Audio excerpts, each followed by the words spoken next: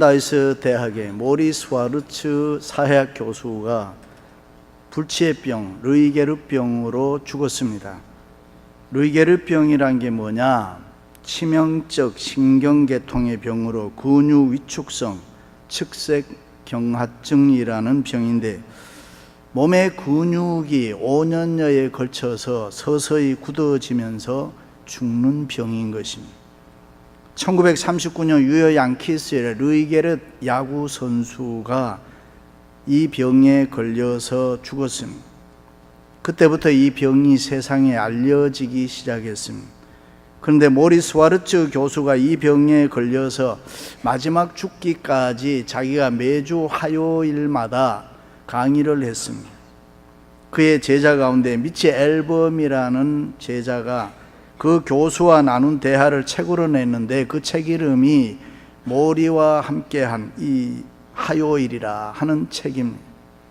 모리 교수는 죽음을 앞에 두고 시한부 인생, 5년여에 걸쳐서 내 몸이 굳어져가는 이 시한부 인생을 사는 동안에 내가 어떻게 살아야 하나 깊이 생각을 하다가 살아있는 장례식을 합니다. 그 이유는 자기 친구 교수가 어느 날 갑자기 심장마비로 죽습니다. 지금 제일 많이 죽는 병이 심장마비입니다. 갑자기 죽는 것입니다. 이런 부질없는 안타까운 일이 어디 있습니까? 말씀 한마디라도 하고 죽지. 그런데 장례식에 와서 사람들이 이런 말 저런 말 좋은 말을 다 합니다. 그런데 정작 죽은 사람은 듣지도 못하고 알지도 못하니 얼마나 안타까운 일입니까? 그래서 자기 자신은 살아있을 때에 장례식을 해서 거기 온 사람들의 이야기를 들어보자 하는 것입니다.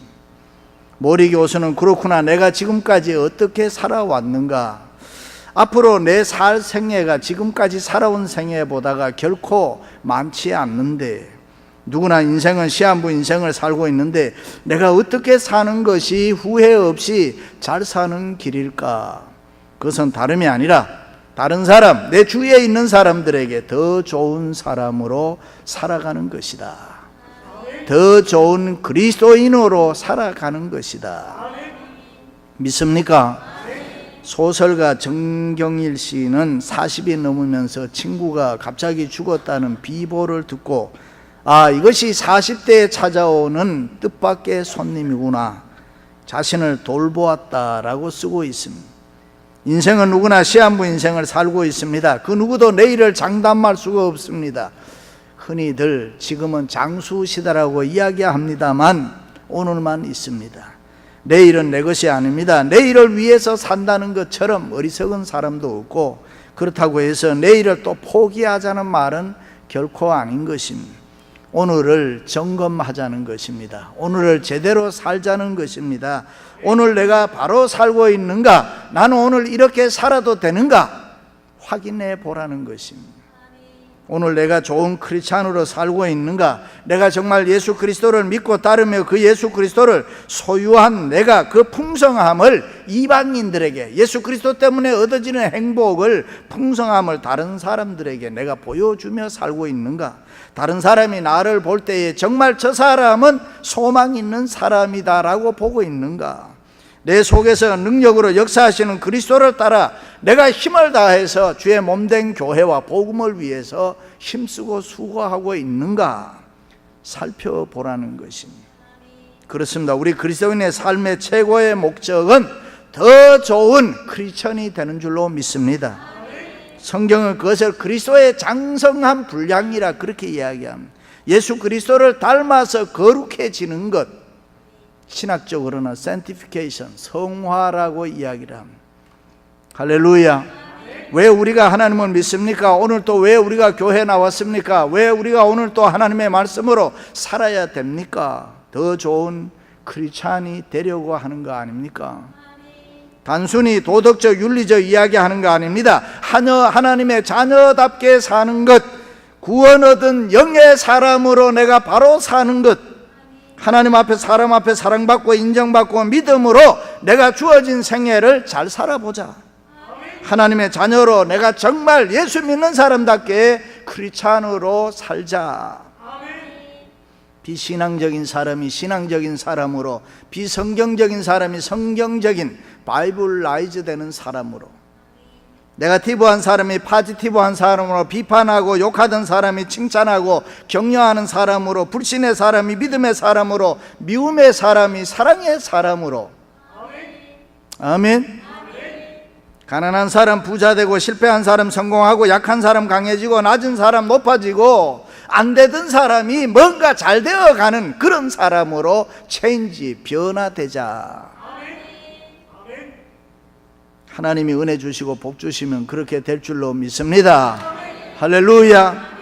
그렇다면 구체적으로 어떻게 살아야 내가 더 좋은 크리스찬으로 살아갈 수 있을까? 첫째는 열려진 마음으로 살아야 됩니다. 나는 이제 너희를 위하여 받는 괴로움을 기뻐하고, 그리스도의 남은 고난을 그의 몸된 교회를 위하여 내 육체에 채우노라. 할렐루야. 열려진 마음. 원래 사람은 두 가지 마음이 있다고 하죠. 열려진 마음, 닫혀진 마음. 믿음이란 게 뭐냐? 다른 사람이 믿지 못하는 것을 내 마음 문을 열고 믿는 것, 그리고 그 은혜에 보답하며 사는 것을 믿음이라.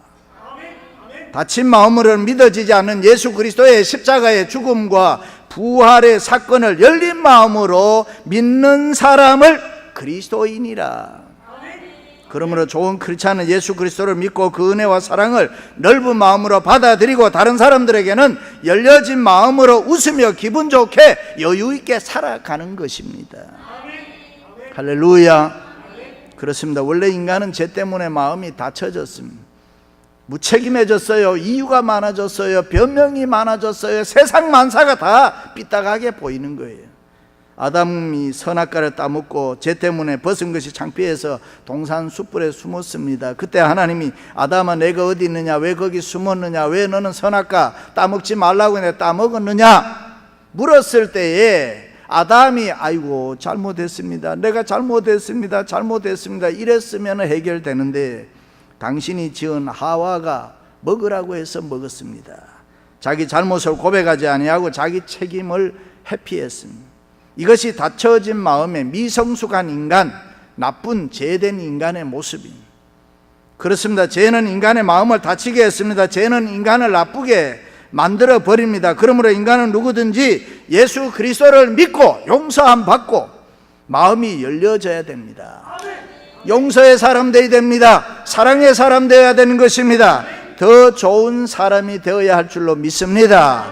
할렐루야. 다윗의 인격을 보면 훌륭한 성품, 정말 좋은 사람입니다. 그는 충신 우리아의 아내를 취하는 죄를 범함으로 나단으로부터 왕이여 어찌 그럴 수 있습니까? 라고 질책을 받을 때에 다윗은 금식하며 무릎 꿇고 해결을 했습니다. 이것이 다윗의 열려진 마음인 것입니다. 잘못을 지적받았을 때에 깨달았다, 그 말입니다. 요셉도 훌륭한 인격의 좋은 사람입니다. 하나님의 섭리라는 이 신앙 하나 가지고 자기를 죽이려고 하고 자기를 힘들게 하고 잘못한 형들을 비롯해서 모든 사람들을 다 용서하게 되는 것입니다. 그리고 사랑합니다. 이것이 요셉의 열려진 마음, 넓은 마음입니다. 저와 여러분도 그런 넓은 마음의 소유자 되시기를 바랍니다. 죽음과 죽어지는 일이라는 책에 보면 600명을 상대로 죽어가는 사람을 조사했더니 죽기 전에 무슨 말을 하고 죽을 때 사람이 어떤 모양으로 죽는지 그것을 조사해서 통계를 낸 것입니다. 그 중에 재미있는 것은 사람이 의식이 없어서 일단 코마 상태, 죽었다가 다시 살아나는 사람이 있습니다. 이런 사람이 목사를 괴롭히잖아요. 임종을 해, 기도를 하고 다 죽었으면 죽지 못하러 또 살아나는 거예요. 어떻든 죽었다 살고 살았다 죽고 하는 사람이 있는데, 이런 사람들이 몇 시간 동안에 며칠 동안에 죽었다가 살아나서 공통적으로 하는 말이, 자기가 숨이 딱 넘어가는데 순간적으로 번쩍하면서 자기 앞에 나타나는 스크린이 있는데 거기에 보니까 자기 일생 동안 살았던 모습이 보이더라. 그런데 그 번쩍하면서 나타나면서 확 보이는데 그것이 너무 부끄럽더라, 너무 죄스럽더라. 우리는 이런 말을 하면 옛날엔 잘 이해가 안 되지만 요즘에는 컴퓨터가 있어서 금방 이해가 되는 거예요. 여러분, 내 일생이 한꺼번에 딱 보이는데 너무 부끄럽고 죄스럽고 하나님을 기쁘시게 하고 하나님의 말씀대로 산 것이 아니고 자기 마음대로 살았던 추하고 부끄러운 그런 모습이 확 보이더라는 것입니다. 공통적으로 하는 이야기입니다. 어떤 집사님이 중병에 걸렸습니다. 좋은 약 다 써보았지만 효과가 없어서요. 안수기도를 받아도 치료가 되지 않습니다. 그러던 어느 날 목사님이 이런 이야기했습니다. 집사님, 혹시 미워하는 사람 없습니까? 미워하는 사람이 있으면 용서하고 더 오히려 그 사람을 사랑하시기 바랍니다. 그러면 하나님이 긍휼히 여기시고 병을 고쳐줄 겁니다. 그 말을 듣고 이 집사님이 하나님께 기도하면서 내가 정말 미워하는 사람, 세상 살면서 언짢았던 사람들을 적어보니까 500명이나 되더라. 평생을 살아오면서 미워했던 사람이 그렇게 많았던 것입니다. 그가 그 모든 사람들에 대해서 미움의 마음을 하나하나 지워버리고 용서하고 사랑할 때에 놀라운 성령의 역사하심으로 깨끗이 치료됐다 하는 간증인 것입니다. 그렇습니다.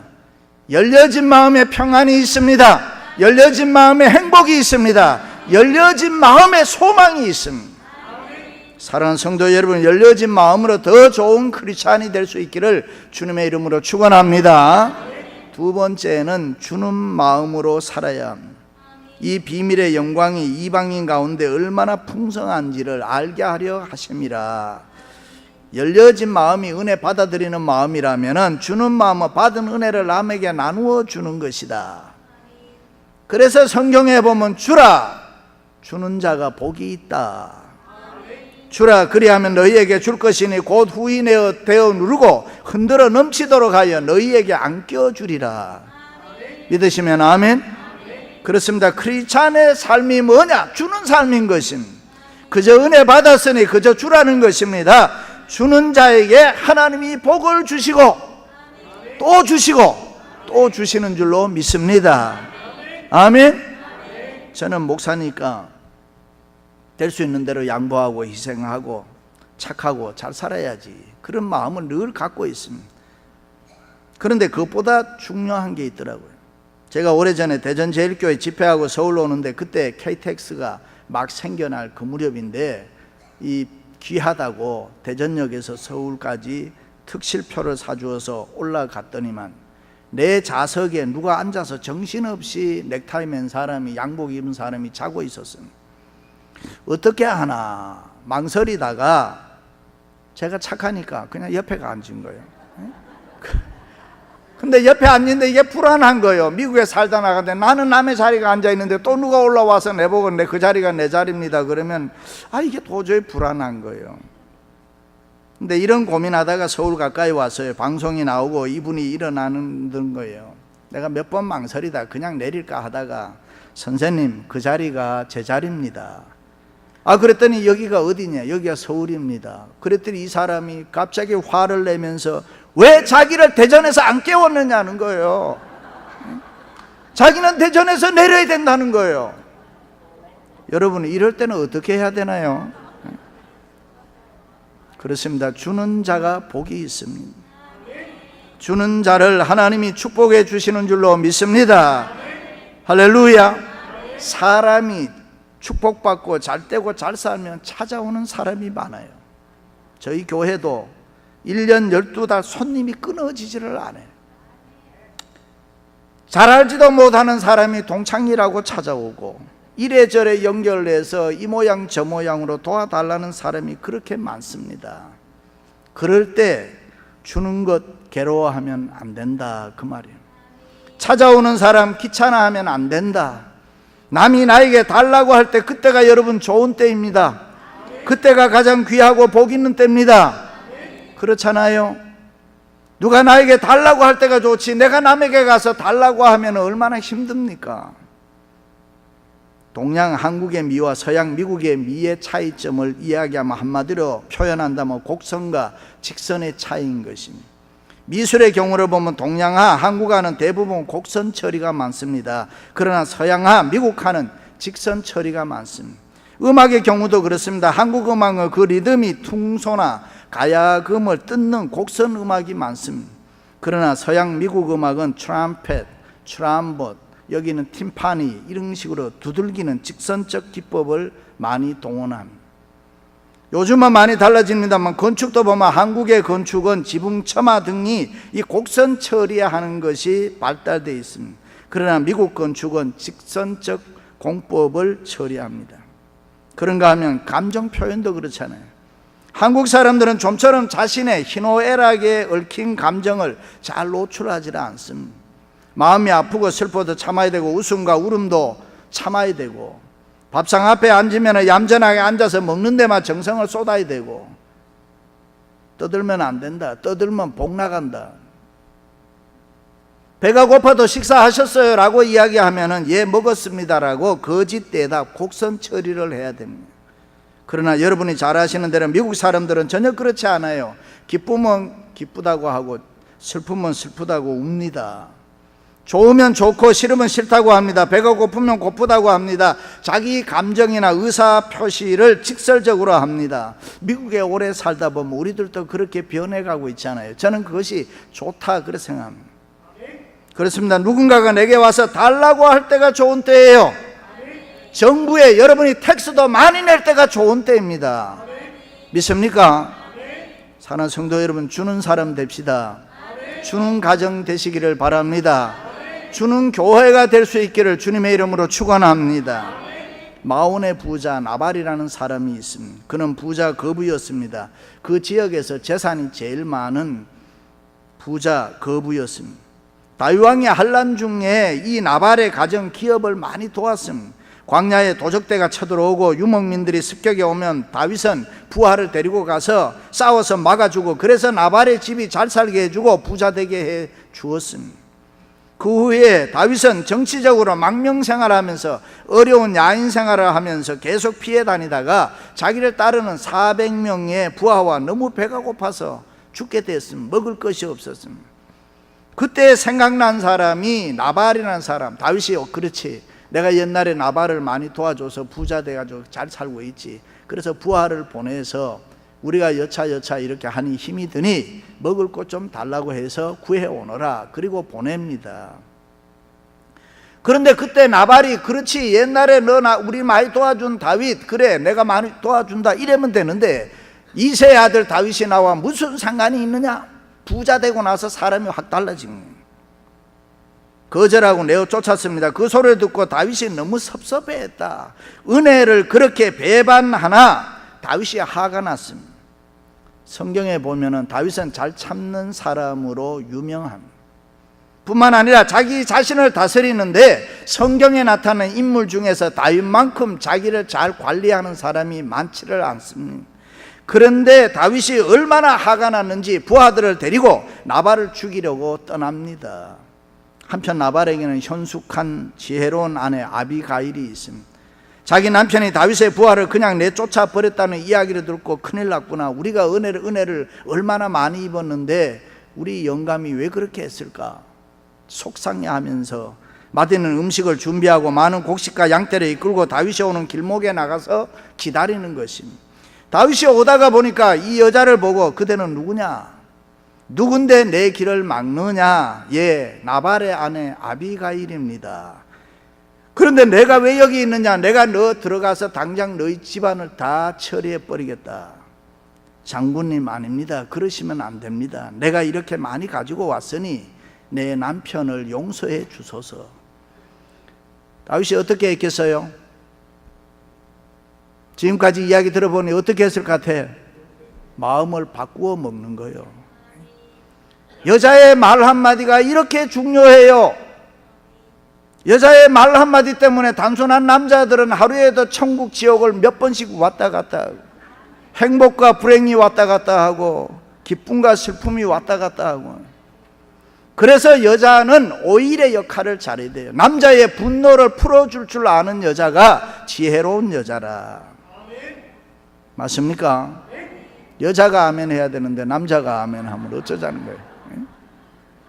여자가 잘해야 됩니다. 여자들이 잘해야 가정도 교회도 평안한 것입니다. 우리 교회는 여자들이 잘하는 거지. 왜냐하면 우리 교회가 평안하니까. 마침내 다윗은 돌아가고, 그러나 하나님께서 거두절미하고 나발을 쳐 죽입니다. 나발이 죽은 다음에 혼자 있는 아비가일을 향해서 다윗은 이 세상에서 저렇게 지혜롭고 현숙한 여자가 있느냐, 저 여인이 국모가 되면 이 나라가 얼마나 부강하고, 그러면서 아비가일을 부인으로 데려오는 것입니다. 그렇습니다. 자기에게 주었던 재물을 혼자만 소유하려고 했던 나발은 하나님 앞에 버림받고 죽임을 당합니다. 그러나 남에게 베풀었던 아비가일은 후일에 왕비가 되는 것입니다.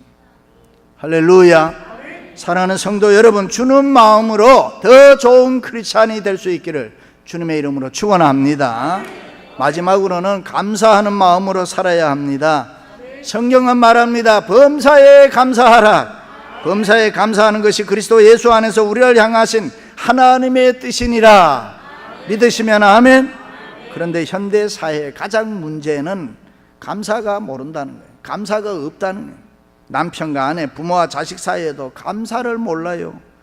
그저 원망하고 입만 열면 불평하고 기분 나쁜 거 이야기해요. 왜 그렇게 살아갑니까? 배너 작품에 보면은 현재에 감사해야 과거의 고통과 아픔을 잊을 수 있다. 믿습니까? 어떤 자매가 강도를 만나 목걸이를 빼앗기고 들어와서 엄마 나 목걸이 빼앗겨서 나쁜 놈 너무 속상해 하니까 신앙 좋은 어머니가 야 목걸이야 또 사면 되지, 몸 상하지 않는 것 하나님 앞에 감사해라. 감사하시기를 바랍니다. 늘 이야기합니다. 늙은 아저씨들이 왜 젊은 아가씨를 좋아하느냐? 감사의 표현 때문에 그렇습니다. 뭐 하나 해주면 너무 감사해서 어쩔 줄을 몰라, 너무 좋아해, 행복해해요. 그런데 여러분, 평생 데리고 사는 여자는 밥을 평생 사줘도 감사하다 말 한마디를 할 줄을 몰라. 그러니 무슨 남자들이 재미가 있겠어요? 범사에 감사하라. 무슨 말입니까? 감사해야 우리가 이 세상의 모든 것들을 다 뛰어넘을 수가 있다. 할렐루야. 처녀 때는 파란 꿈을 안고 남자 하나 때문에 미쳐가지고 정신없어서 그 남자 때문에 일생이 황홀해질 줄 알았는데 한 5년 10년쯤 살다 보니 어때요? 황홀해요? 아니죠. 내가 어쩌다 저런 인간 만나 이 고생하나. 여자들만 또 그렇게 생각하는 거 아니에요. 남자들도 똑같이 실망해요. 이 여자면 정말 내 인생 행복으로 가득 차고 넘치겠다. 그런데 웬걸 10년 20년 살다 보면 달라지더라고요. 세지는 거예요. 인생은 서로 속고 사는 것입니다. 한때 좋았던 것이 영원히 좋을 수는 없다, 그 말입니다. 살다 보면 우리의 생활에 많은 문제가 생기는 거예요. 근데 그 많은 문제를 무엇으로 뛰어넘느냐? 감사해야 된다. 어떤 아줌마가 전철에 올라탔어요. 자리가 없어요. 그런데 만만한 여학생 앞에 가 섰습니다. 왜 섰을까요? 그 여학생이 일어나기를 바라는데 일어나지를 않는 거예요. 아줌마가 화가 났어요. 요즘 아이들은 버릇이 없어. 어른이 와도 일어나지 않는단 말이야. 가만히 있던 아이가 들어보더니만 그럼 아줌마는 할머니세요? 아니 어른이 말하는데 어디 눈을 동그랗게 뜨고 대들어. 그러니까 이 아이가 하는 말이 그럼 아줌마는 눈을 네모로 뜰 수가 있어요?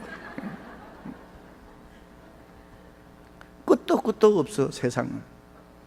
그렇습니다. 우리가 세상을 살면서 생활이 힘들면 그것을 너그럽게 받아들이지를 못한다.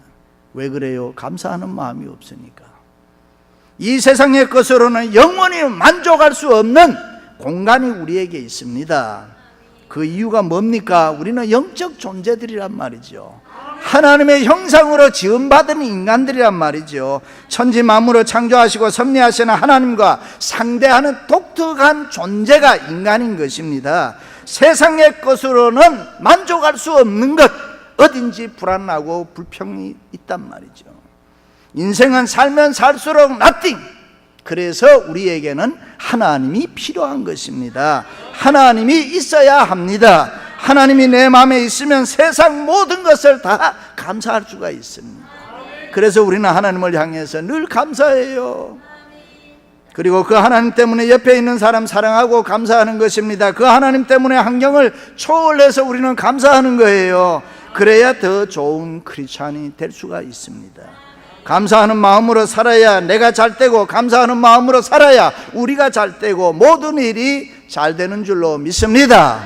할렐루야. 사랑하는 성도 여러분, 열려진 마음으로, 주는 마음으로, 그리고 감사하는 마음으로 살아가심으로 하나님의 사랑을 받는 더 좋은 크리스찬들이 될 수 있기를 주님의 이름으로 축원합니다.